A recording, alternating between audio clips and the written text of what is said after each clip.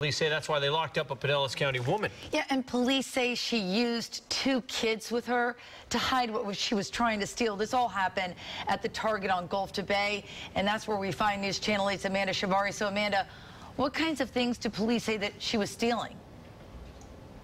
Well, it looks like back-to-school shopping, but police say it all went wrong when the woman tried to walk out of this Target without paying. Let's take a look at your screen. We can show you the items that Clearwater Police say that woman was trying to take from the Target with those 2 young children with her. Several outfits for kids, toys, coloring books, markers, scissors, and tape. All of this adding up to around $500. And this morning, 28-year-old Gabriela Perez Chavez is locked up and facing charges for shoplifting. Police say this wasn't a case where she missed 1 or 2 items. Detectives believe this was planned, describing how she used the children with her to hide the stuff.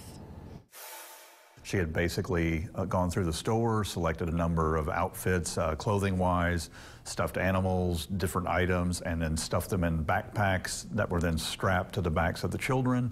And in one case, the younger child also had stolen items under the seat that she had in a stroller.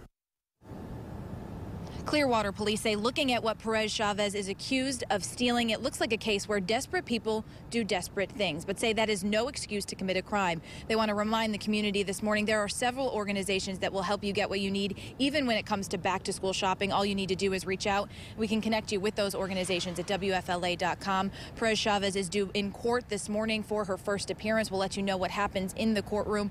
Also, we've learned this morning she does have a hold placed on her by ICE. Marco, back to you. Yeah, look, we know back to school time is tough for all parents, and there are resources out there. We should not be breaking the law, though, to get those things. Amanda, thank you.